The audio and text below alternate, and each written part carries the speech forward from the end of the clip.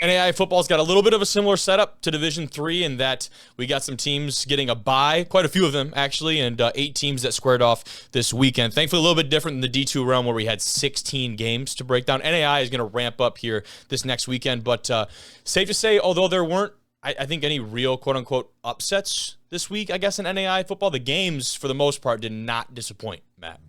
Yeah, absolutely. These opening round contests were wonderful. There was only one of them, Wonderful. Oh, which yeah. this first one we're going to talk about was the only one that really wasn't close. But even then, there were still some key things to talk about with William Penn taking down Texas Wesleyan 38-9. Oh, yeah.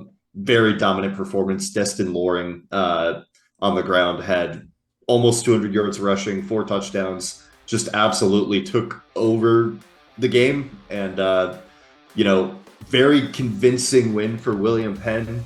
Defense ultimately being able to get done what they need to hold Texas Wesleyan back. And we kind of alluded to it last week, but maybe Texas Wesleyan taken back by the fact that they are playing in this contest, especially with the circumstances of their bid getting into the playoff, quite literally at the last hour. And you're going to see a trend here. I think we got a favorite celebration from this William Penn squad here. Yeah, Getting to the end zone. All the boys are hitting this. There's Loring. He has cemented himself in that Player of the Year conversation, I think, safe to say. Yeah, it's really unfortunate that Jackson Waring is in the same division as this guy, because my goodness, the returning Player of the Year has also been having a great season, and we'll see him this coming weekend. But William Penn looked fantastic, and I'm really excited to see them in a friends matchup, who we'll talk about a little later on. That is going to be an interesting one for a William Penn team, that doesn't get that look. Right, it's not a team that is maybe familiar with that necessarily, but the defense, you talked about it a little bit. They step up big time. Talk about a pick six, takeaways that set up this team for success right away. And when you dominate the ground game, it wasn't. I'm not gonna say it wasn't ground and pound. They obviously dominated on the ground, but it was explosive chunk yardage type plays, and it was very quick off those turnovers. Where it was an interception, the next play, these statesmen are going down the rundown and scoring a touchdown. It wasn't necessarily dink and dunk down the field. They're breaking off these big chunk yardage plays. Really impressive against this Texas Wesleyan team. Now, of course, they had them at home.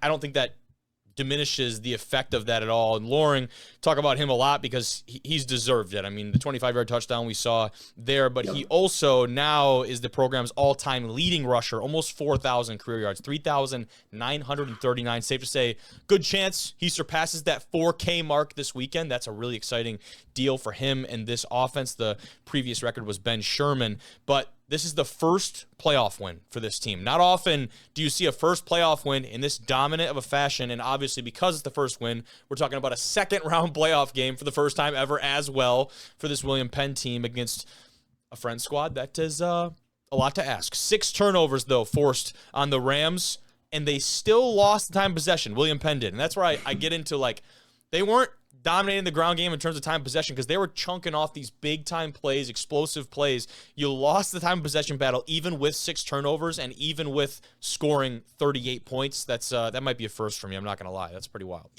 Yeah, but I mean, even with that many turnovers, they're probably flipping short fields to go down and score. So they are able to put up points very, very quickly. I could certainly see how that could be the case, especially with how dominant they were on the ground. So, Yep, 100%. And moving forward, let's talk about this Evangel team. They had a chance, Matt. They had a really good chance. We're going to take a look at it in a second. But USF, St. Francis, that being the Indiana variety, they outlast Evangel defensive slugfest 13-12. The final from down there in Indiana. And we'll take a look at the missed kick here from Evangel that ultimately sealed the deal. The Valor, they had a chance late in this one. A kick that would have been the go-ahead winner for this squad is wide. And, of course, we know how the rest unfolds. But this is a look at that final kick. Wide. You see the celebration from this Cougars team, man. They outlast Evangel. I'm not going to say it was a chip shot. Definitely would that be a discredit to this kicker and this look. But if you're Evangel, you got to feel really confident about that look, and it goes wide right by, just a hair, seemingly. Yeah, really unfortunate way for your season to end if you're Evangel, but I feel like it kind of overshadows the fact that if you loved defense, this was a phenomenal game. Both defenses absolutely showed up and showed out. When you're holding a guy like Joshua Kolka going below 50% completion percentage, Yep.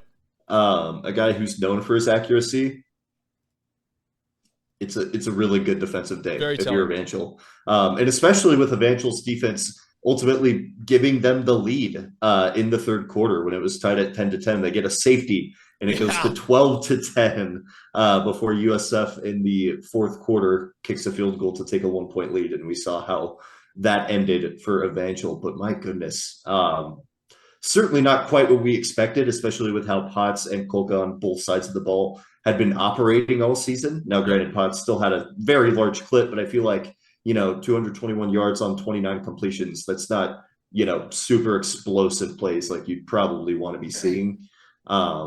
So really interesting defensive battle there. But ultimately USF survives, and all you need to do is survive to advance. So That is correct, my friend. That is correct. St. Francis, 226 total yards of offense. That's got to be a low. Didn't go back and dig into the stat book to find it, but I'm going to go here and sit here and say it's probably a low for this team.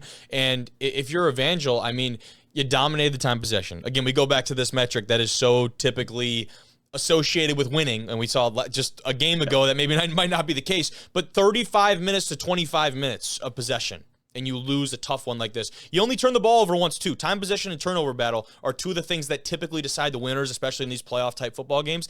You're not necessarily doing bad in either of those departments. Neither of these teams rushes for 100 on the day. Not really a whole lot going on in that department. But big-time playmaker Nate Johnson, defensive player of the game. He sacks Potts in the fourth quarter, had 7 tackles total, 2.5 on behind the line of scrimmage, and also had a PBU on the day, Nate Johnson. So shout out to him for a big-time performance. But now, if you're St. Francis, my friend, you get the test of a lifetime. How about that, going up to Des Moines? Yeah, certainly not an easy task, and we'll touch a bit on that later as well. But certainly your offense is going to have to be much more productive than it was in this game if you're going to want to have a shot at number one. So Correct, dude. Now let's go down and talk some Florida football and a team that Southeastern that has been, I think, up and down this year and has shown to be competitive with some really good teams, and a Reinhardt team that did not necessarily have the record you typically associate with a postseason contender type of playoff team. But when you go back and look at that record and see who they've played this tough schedule, and they've obviously learned from that because they were very competitive in this one. 24-22, Southeastern, they're moving on. The Fire eke out a pretty close win, 15, number 19. I guess to open it up, man, what'd you see from this one in the Fire? Yeah, Southeastern, another program, by the way, that we have to shout out for getting their first playoff win in program history, and also topping their single season program record with 9 wins now on the year, which is fantastic for them in the season that they have had, especially being able to take down St. Thomas in the fashion that they did before the playoffs. But yeah, it was a really, really good game for Southeastern once it got rolling. The scripted drive score, like we typically see, and then Southeastern got rolling. But a late attempt from Reinhardt behind Jacques Colbert, the running back for Reinhardt, got them moving pretty quickly. He went 16 carries for 185 yards and 2 touchdowns. That's 11.6 yards per carry, ultimately dragging them back into the game by the end of the contest. But ultimately, Southeastern, with a 2-point lead after a failed 2-point conversion, is able to run out the clock on a 9-play drive and secure the win.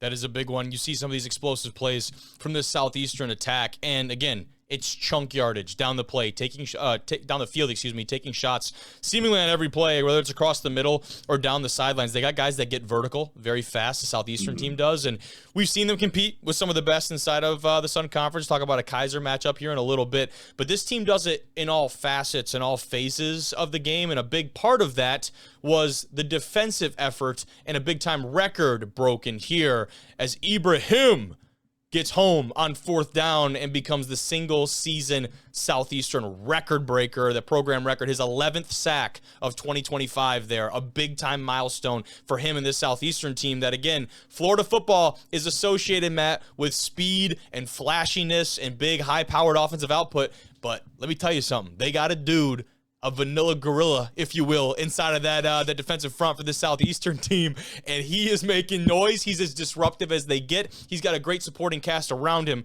but a really big-time individual achievement there for Thomas. Yeah, absolutely. Record breaking in more ways than one for the Fire, and they Correct. ultimately move on, and they're going to see a familiar opponent down the road that they really often run into. Yes, yes, they definitely will. We'll get into those matchups here very shortly, but let's keep going now and head out west to Helena, Montana, if we're being very specific here.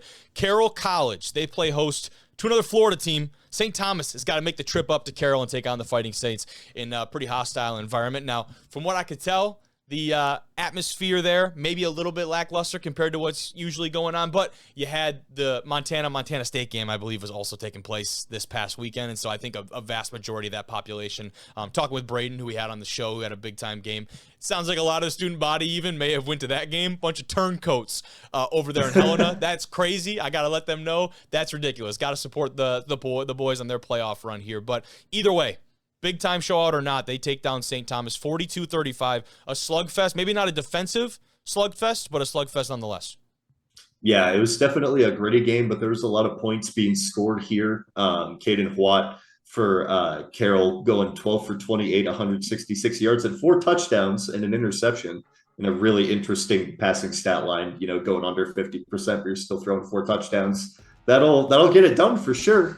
And on the ground, Mina going 10 carries for 115 yards and a touchdown, also kind of balancing out the passing and rushing attack for them. And not to cut you off, but how about that Hail Mary that we saw? Yeah. I believe that was right before half. That was insane, the tip drill score. Yeah, absolutely. Being aware, being able to get points on the board in situations like that. And it was ultimately a close game, but Carroll in the third quarter started to pull away. St. Thomas kind of kept pace in that way. But ultimately, Carroll took home the victory 42-35. And the big difference maker, I feel like, in this one for me watching it was that all 3 interceptions that Carroll ended up getting led to touchdowns. Mm-hmm. Those are possessions and points that are much more directly in your control when you have turnovers like that. 21 points that you could potentially have gotten back. So certainly a close one. Keely Watson ultimately getting it done through the air, but those 3 interceptions are definitely going to haunt you. Yeah. That was big-time performances on both sides of the ball. And the inside of the Frontier, the West Defensive Player of the Year, Braden Orlandi, he's a guy that we had join us on the show tonight, and he grabs one of those, races down the sideline. That was the first thing I asked him, Matt. I was like, you were in, right? Like, you had to be in. They called him down at the 1. Got to watch a little bit of that game as it was going on. But really fun game to watch. A lot of offense, but very timely defense, right, at specific points in this one that went back and forth. And for me, this Carroll squad, the thing about them is, you talked about it with this Kaiser Southeastern team, there's a lot of familiarity in this next round of the playoffs, right? And it could have been even more, but talk about this matchup, this rivalry coming up for these guys. It's going to be very easy to get up for this coming one for the Saints. Yeah, absolutely.